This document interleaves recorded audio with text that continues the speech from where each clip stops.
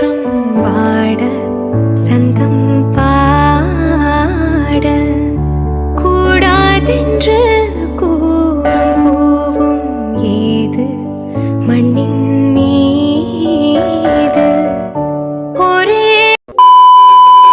Hi hello friends, எல்லாருக்கும் வணக்கம், welcome. எல்லாரும் எப்படி இருக்கிறீங்க? நாங்கள் நல்லா இருக்கோம், நீங்கள் எல்லாருமே நல்லா இருப்பீங்க நம்புகிறோம். ஓகே ஃப்ரெண்ட்ஸ், இன்றைக்கி எங்களோட வீடியோவில் என்ன பார்க்க போகிறீங்கன்னு சொன்னால் தேங்காய் பால் தோசை நான் எப்படி சுட்டுறாருன்றதை நான் உங்களோட ஷேர் பண்ண போகிறேன். அதுக்கு முன்னாடி நீங்கள் இப்போ தான் ஃபர்ஸ்ட் டைம் எங்களோட சேனலை பார்க்குறீங்கன்னு சொன்னால் அப்போ மறக்காமல் சோபா சோஸை சப்ஸ்கிரைப் பண்ணுங்கள். அப்படியே பக்கத்தில் இருக்க பெல் சிம்பிளையும் கிளிக் பண்ணுங்கள். இப்போ பார்த்தீங்கன்னு சொன்னால் நான் வெள்ளைப்பச்சை அரிசி தான் எடுத்துருக்கிறேன். 2 டம்ளர் வெள்ளைப்பச்சை அரிசி எடுத்துருக்கிறேன். அதோட பார்த்தீங்கன்னு சொன்னால் 1.5 டேபிள் ஸ்பூன் வெந்தயம் சேர்த்துருக்கிறேன். சேர்த்து ரெண்டையும் நல்ல வடிவாக கழுவி எடுக்க போகிறேன். நல்லா ஒரு 2-3 தடவை நல்லா கிளஞ்சி கழுவி எடுக்கணும். அரிக்கஞ்சட்டியில் அரிச்சு எடுக்கிறனாலும் ஓகே தான். இப்போ கழுவி எடுத்துட்டு இப்போ அதெல்லாம் மூழ்கிற அளவுக்கு தண்ணி ஊற்றி இது ஒரு 4 மணித்தியாலம் இல்லாட்டிக்கு ஒரு 6 மணித்தியாலம் ஊற வைக்க போகிறேன். இப்போ 6 மணித்தியாலம் ஆயிட்டா அதுக்கு பிறகு தான் இப்போ அவலை ஊற வைக்க போகிறேன். முன்னாடியே அவலை ஊற வைக்கக்கூடாது. நாங்கள் அரிசியை அரைக்க வலிக்கிடும் போது தான் இப்போ அவலை ஊற வைக்கணும். எந்த டம்ளரால் நான் அரிசி அளந்தெடுத்தனோ அதே டம்ளரால் 1 டம்ளர் அவல் எடுத்திருக்கிறேன். நான் வந்து சிவப்பு அவல் எடுத்துருக்கிறேன். நீங்கள் வேணுமெண்டா வெள்ளை அவல் கூட எடுக்கலாம். இப்போ அவலை நல்ல வடிவாக கழுவி போட்டு அங்கால வச்சாச்சு இருக்கட்டுக்கும். ஒரு 10 நிமிஷம் ஊறினாலே போதும் அவல்.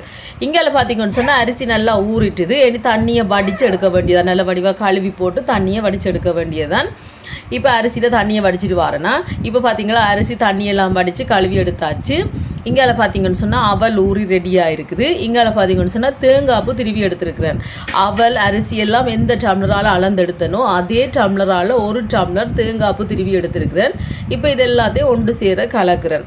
இப்போ இந்த தேங்காய்ப்பு பார்த்தீங்கன்னு சொன்னால் கரலோடு திருவக்கூடாது. நல்ல நடு தேங்காயாக திருவி எடுக்கணும். நடுவில் திருவி எடுக்கணும். அந்த அடி கரலையெல்லாம் திருவி எடுக்கக்கூடாது. நான் அப்படி எப்போவுமே சேர்க்கறது இல்லை. நடுவில் உள்ள தேங்காய்ப்போ திருவி எடுத்து இப்போ எல்லாத்தையும் சேர்த்து ஒன்றா இந்த மாதிரி கலந்து விடுறேன். அவல் தேங்காய்ப்பு அரிசி எல்லாம் நல்லா ஊறி இருக்குதானே, இது எல்லாத்தையும் சேர்த்து ஒன்றா இந்த மாதிரி கலந்து விடணும். என்ன சொன்னால் தனித்தனியாக ஒரு அப்படியே கலக்காமல் அரைச்சோம்னு சொன்னால் அது தனித்தனியாக தானே வரும். இப்படி கலந்து போட்டு அரைக்கணும்.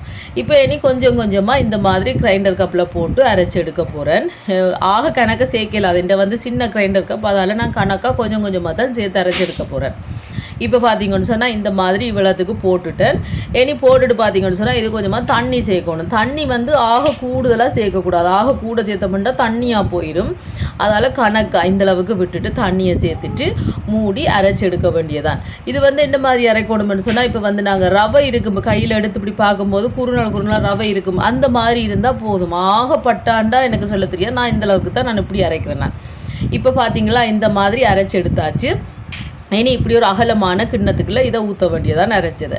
இதே மாதிரி மீதம் இருக்கிற எல்லாத்தையும் கொஞ்சம் கொஞ்சமாக சேர்த்து வடிவாக பட்டை அரைச்சி எடுக்க வேண்டியதான். பட்டாண்டா ஆகப்பட்டா இல்லை, இந்த மாதிரி குறுநல் மாதிரி வார அளவுக்கு நல்ல வடிவாக அரைச்சி எடுக்க வேண்டியதான். உண்மைக்கு நல்ல டேஸ்ட்டாக இருக்குது. நீங்கள் கண்டிப்பாக செய்து பாருங்கள்.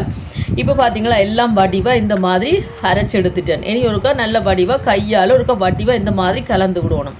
அடியிலேருந்து அப்படியே எடுத்து இந்த மாதிரி நல்லா ஒருக்கா 2-3 தடவை நல்லா கலந்து விடணும். இந்த மாவை நாங்கள் அரைச்ச மாவை வடிவாக கலந்து விடணும்.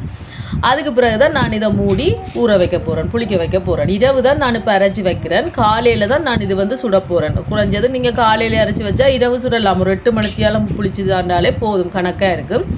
இப்போ நான் இரவு அரைச்சி வச்சேன்னா மூடி வச்சாச்சு. இனி இது நாங்கள் காலையில் பார்ப்போம் எப்படி இருக்குன்னு சொல்லி. இப்போ பார்த்தீங்களா இப்போ காலையில் தான் நான் பார்க்குறேன். பார்த்தீங்களா நான் இதை வரைச்சி வச்சேன்னா காலையில் பார்த்தா இந்த மாதிரி சூப்பராக ஊதி வந்திருக்கு. பார்த்தீங்களா புளிச்சு இந்த மாதிரி வந்திருக்கணும். நல்ல வடிவாக நாங்கள் கலந்து நல்லா கையால் நல்ல வடிவாக அப்படி நல்லா கலந்து எவ்வளோத்துக்கு விடுறோமோ அவ்வளோத்துக்கு இன்னும் நல்லா. இப்போ பார்த்தீங்களா நல்ல வடிவாக கலந்து விட்டாச்சு. இனி இதுக்கு வந்து தேவையான அளவு உப்பு சேர்க்குறேன். எவ்வளோ தேவையோ அந்த அளவுக்கு தேவையான அளவு உப்பு சேர்த்துட்டு மறுபடியும் நல்லா கலந்து விடணும். இந்த உப்பெல்லாம் நல்லா கரைகிற அளவுக்கு நல்லா கலந்து விடணும். இதுக்கு பார்த்தீங்கன்னு சொன்னால் உளுந்து எதுவுமே தேவையில்லை. ஆனால் அப்படி ஒரு பஞ்சு மாதிரி நல்ல பூ போல் இருக்கும் இந்த தோசை. நீங்கள் கண்டிப்பாக செய்து வீட்டில் கொடுத்து பாருங்கள். ஒரு தோசை சாப்பிட்றாக்கள் கண்டிப்பாக நீங்கள் இந்த மாதிரி தோசை செஞ்சு கொடுத்தீங்கன்னு சொன்னால் கடைசி ஒரு 5 தோசை சரி சாப்பிடுவினோம். இதுக்கு சட்னி கண்டிப்பாக வேணுமென்று இல்லை. ஆனால் சட்னி இருந்தால் இன்னும் கொஞ்சம் நல்லா இருக்கும். சட்னி இல்லைன்னு சொன்னால் தேங்காய் பால் இருக்குது தானே, முதலாம் பால் தேங்காய் பால் புழிஞ்சிட்டு அதை கூட ஊற்றி சாப்பிடலாம். கொஞ்சமாக சீனி போட்டு கலந்துட்டு அதை கூட ஊற்றி சாப்பிடலாம். ஆனால் சட்னி எப்போவுமே தனி ஒரு சுவைதான். இப்போ நான் வந்து கொஞ்சமாக சட்னி தான் நிறைக்க போகிறேன். இதில் பச்சை மிளகாய் எடுத்துருக்கேன், ஒரு 5 பச்சை மிளகாய், ஒரு துண்டு இஞ்சி, அதோட பார்த்தீங்கன்னு சொன்னால் சின்ன வெங்காயம் எடுத்துருக்கிறேன். அதுக்கு பிறகு மல்லியில் கொஞ்சமாக மல்லியில் ஒரு கைப்பிடி அளவு மல்லியில் போட்டிருக்கிறேன். இதோட தேங்காய்ப்பும் சேர்க்குறேன். தேங்காய் உங்கள்கிட்ட வெள்ளைப்பூடி இருந்தால் நீங்கள் ஒன்று போடுங்க. என்னட்ட இந்த டைம் வெள்ளைப்பூடி இல்லாதால நான் சேர்க்கல. கொஞ்சமாக தண்ணி சேர்த்துட்டு இதை மூடி நல்லா அரைச்செடுக்க வேண்டியதான். நல்ல வடிவாக நல்ல பட்டை அரைச்செடுக்க வேண்டியதான்.